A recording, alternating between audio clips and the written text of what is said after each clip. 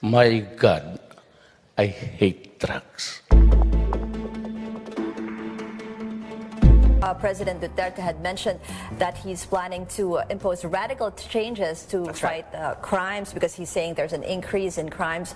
But yesterday he assured that martial law is not one of those options. So did he mention any possible scenarios as to what he can do? Well, one of those that he said was that he was putting under his office, under the office of the president, agencies who are prone to corruption. But he didn't mention which those. So he will basically be overseeing personally. Yes, because usually these agencies are independent, like you have Department of Foreign Affairs, Department of Labor, but he says he's putting it under his office, so that means he will personally oversee these agencies. Okay. And well, good news for a lot of people. Meralco power rates are down this month. Actually, power rates are lower for the second consecutive month. So it's always nice to have good news in spite of all the high taxes that we've been talking about lately. So prices of commodities have been going up, but this one we get a little rest when it comes to our electricity. Sana during the summer no mainit, no? I know, but now it's rainy season. But you know,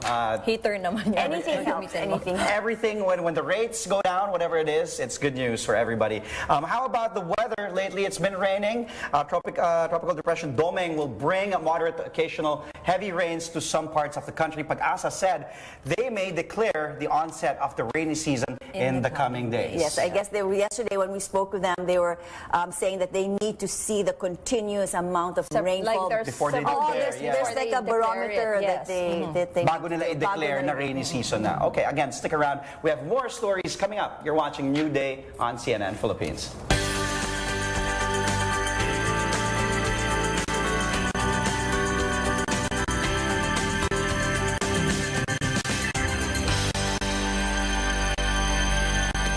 President Duterte makes it clear the radical changes he warned about will not involve martial law. Our Ina Andalong tells us these changes will instead affect some agencies in government.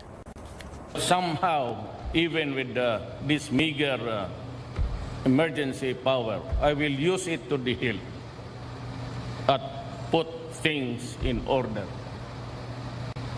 Nawarning ko lang kayong mga kriminal, lahat na. Nasa gobyerno, sa labas, I will make radical changes in the days to come. That was the president days ago when he arrived from Korea. And as he warned of radical changes in efforts to fight crime, he mentioned martial law. There's no difference actually between martial law and a declaration of national emergency. So I've been warning all, lahat. I'm warning all, including the human rights. It's either we behave or we will have a serious problem again. Mahirap yan. These led to speculations the president may be thinking about using either martial law or his state of national emergency declaration to combat crime. He declared a state of national emergency in September 2016 in response to the Davao City night market bombing, and it's still in effect. He clarifies this now: no martial law and no plan to use the state of national emergency declaration to boost his anti-crime efforts. Martial law is not feasible. It won't work. It won't work. First of all, it's going to be a divided nation. Might think of something else, martial law.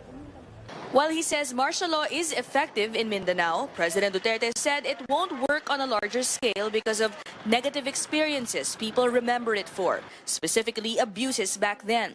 In boosting his anti-crime efforts, he says he prefers to just do it with the help of the police and local officials who he admits need to be fixed too. So what radical changes did the president mean? He said soon he will be placing agencies prone to corruption directly under his office. What are these offices? He won't say just yet. Kung sabihin ko ngayon, masaktan yung sekretary na matatamaan. We have a cabinet meeting coming up. I will also have my command conference. And that will be the time that I would be ready to declare. And out of respeto sa kanila. No emergency measures will be used, but the tough-talking president made it clear criminals will have it coming. Ina Andolong, CNN Philippines, Cebu. Following the police raid, economic zone operator Clark Development Corporation says it has canceled the business permit of BPO firm International Branding Development Marketing Incorporated. We're getting our first look into the venue of the Singapore summit between U.S. President Donald Trump and North Korean leader Kim Jong-un. Capella is on Singapore's Sentosa Island, which boasts several resorts, hotels, 2 golf courses, and a theme park. Now, we're also getting news that former NBA star Dennis Rodman is considering going there as well. CNN's Brian Todd reports. Happy birthday to you. He's likely the only American who Kim Jong-un considers a personal friend, serenading the North Korean dictator on his birthday and lavishing him with gifts. And tonight, it appears the outspoken and outlandish former NBA star Dennis Rodman is hoping to see his pal again soon. Rodman's agent tells CNN he is considering going to Singapore for the summit between Kim and President Trump, but says no firm plans have been made. The insertion of Dennis Rodman into this summit reminds us how bizarre this summit itself is in terms of the characters of Kim Jong-un and President Trump. What does he do for the atmosphere there? Well, basically, it's a sideshow. It's a circus act. It's not clear who might be underwriting a Rodman trip, though his agent Darren Prince tells CNN the marijuana currency vendor Potcoin has often sponsored Rodman's missions of what Rodman calls basketball diplomacy. The 57-year-old once tweeted this video commissioned by his backers. His diplomatic mission is funded by potheads. Potcoin sent Rodman to the deep east. Potcoin diplomacy, I call that Greenpeace. Rodman has the distinction of being one of very few people who know both Kim Jong-un and Donald Trump personally. He was a failed contestant on Trump's reality show, The Apprentice. Dennis, you're fired. And Rodman has been to North Korea several times, conducting basketball exhibitions with other former NBA stars, visiting personally with Kim Jong-un, even presenting Kim with samples of Rodman's brand of vodka. Following one recent trip, Rodman told the website TMZ he was able to give Kim insights into Trump by giving him a copy of Trump's book, The Art of the Deal. I did a lot of things with Donald Trump and stuff like that. I think people know that. You probably have the video of me giving his books and all the stuff about Donald Trump and about Americans. I think he didn't realize who Donald Trump was at that time until, I guess, he started to read the book and started to get the understanding, stuff like that.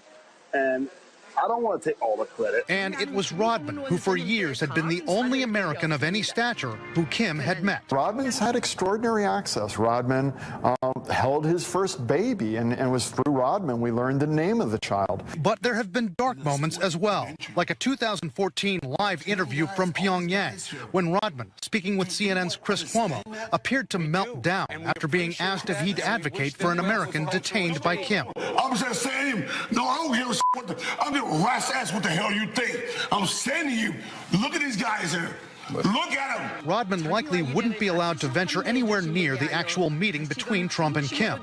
But even with the sideshow element, analysts say Rodman could serve a constructive purpose in Singapore. One thing that Rodman could do, for better or worse, is humanize both of the participants, both Donald Trump, but especially Kim Jong-un, who's seen as a very strange character. The Trump administration tonight is already distancing itself from a potential Rodman trip to Singapore. A senior administration official telling CNN he's not part of anything they're doing at the summit. A State Department official telling us they have no comment on Rodman's private travel, that he's not a representative of the U.S. government. Following her recent word war with the queen of all media, Chris Aquino, Communications Assistant Secretary Mocha Uson is scheduled to attend the press conference of the first Women Film Festival in the country. Uson is expected to answer questions from the media about her issue with Aquino. Other officials who will be present in the event are Interior Assistant Secretary Marjorie Halospos, Film Development Council Chair Liza Dino, and Quezon City Vice Mayor Joy Belmonte, among others. And the Supreme Court marks a milestone. The High Tribunal celebrates today its 117th anniversary. Acting Chief Justice Antonio Carpio will lead festivities and will deliver a message this afternoon. Associate justices and employees are expected to attend activities at the SC Quadrangle. 9 minutes before 7 o'clock in the morning. For those from the south headed toward the Makati Business District, this is the Amorsolo off-ramp from the Skyway, and you can expect an occasional buildup at the end of the ramp. As you can see, traffic here is building up. You can get the Southern Tollways app on your device to know the traffic conditions on the Skyway, the SLEX, and the Star Tollways. Actress Bea Alonzo is returning to the big screen soon. This time, she's teaming up with actor Aga Mulak. On Instagram, Aga shared behind-the-scenes photo from the shoot of their upcoming movie. Bea also revealed on her Instagram stories that she's flying to Vancouver, Canada for the film. The actress recently starred in the blockbuster hit Kasal. The untitled movie is helmed by director Paul Soriano, the creative mind behind the 2017 MMFF entry, Siargao.